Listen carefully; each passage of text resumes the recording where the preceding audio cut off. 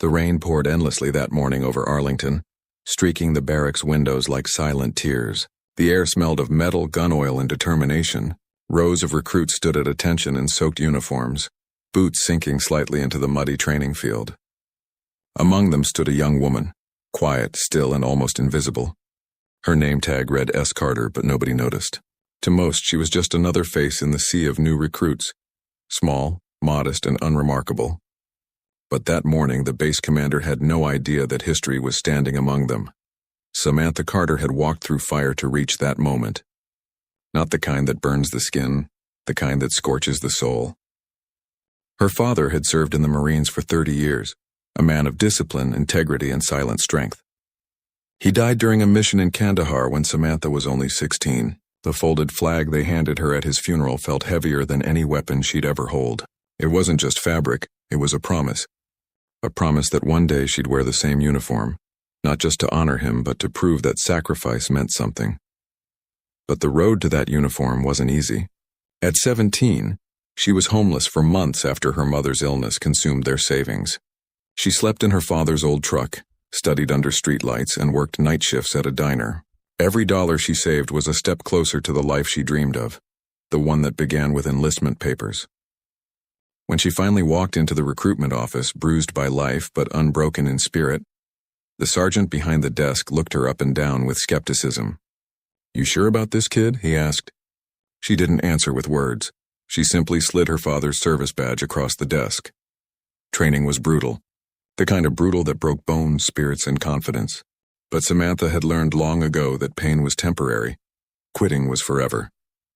When her drill sergeant barked orders, when the obstacle courses tore her palms raw, when the other recruits snickered because she was the smallest, she kept her eyes forward. There was something in her that didn't belong to this world. A quiet fire, patient but unstoppable. And though the others didn't see it, her instructors started to. Rumors spread quietly. She scored perfect marksmanship. She ran longer than anyone else in her platoon. Her endurance tests broke academy records. And yet she never celebrated, never bragged. She just saluted, whispered a quiet "yes, sir," and moved on. By graduation, she'd earned not only her uniform, but something far rarer: respect. Still, none of them knew who she really was. Because Samantha Carter wasn't just a recruit. She was the daughter of General Jonathan Carter, one of the most decorated Marines in modern history. The president himself had once called him the soul of the Corps, but Samantha never mentioned it. She didn't want her father's name to open doors. She wanted her actions to. Months passed and her excellence earned her a special assignment at the Pentagon. She walked those marble halls silently, performing every task, every mission with precision and humility. But something about her presence made people turn twice. She carried herself differently, like someone born of command, not seeking it. Then came the day that would change everything. A special ceremony was scheduled at the Pentagon auditorium. Recruits, officers, generals, and government officials filled the room, awaiting the arrival of the president. It was an event to honor a fallen hero, a soldier who'd saved countless lives in a covert mission overseas. No one knew the soldier's identity yet. Only the president and a handful of senior officials had the file. The lights dimmed slightly as the Marine band played softly. Samantha stood in the back, hands behind her, her heart pounding against the weight of her memories. She had volunteered for that mission 6 months ago, the one that went wrong, the one where she had carried 3 wounded soldiers through enemy fire to safety. She had nearly died that night.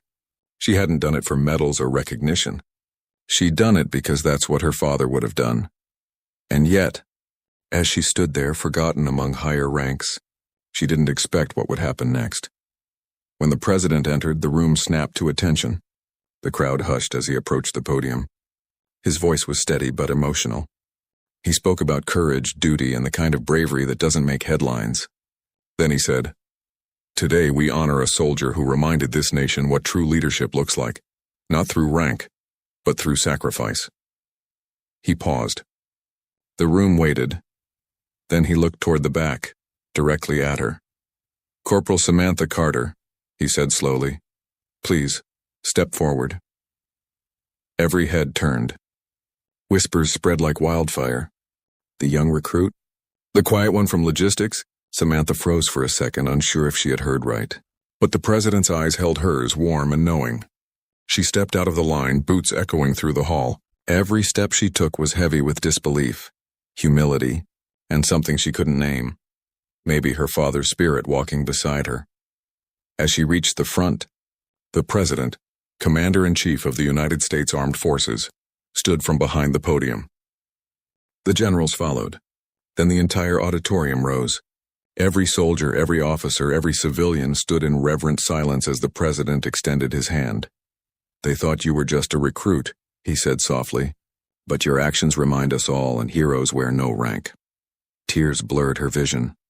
Her salute trembled slightly as he pinned a silver star to her uniform.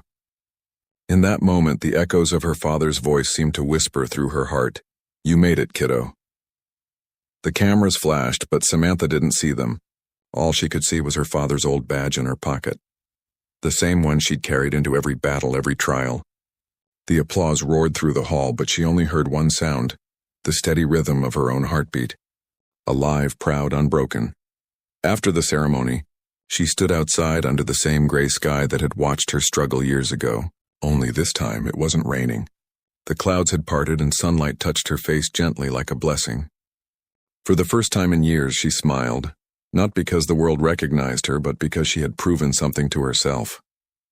That courage isn't born from comfort, and greatness doesn't need permission. And somewhere above, she knew her father was standing too, proud, at ease, saluting her in spirit. If this story touched your heart, please take a moment to like, share, and subscribe. Every story on Legends of History is made to honor the heroes who walk among us, often unseen, often uncelebrated. Special request, comment below with aim to honor all those who serve quietly, whose strength inspires the world even when no one is watching.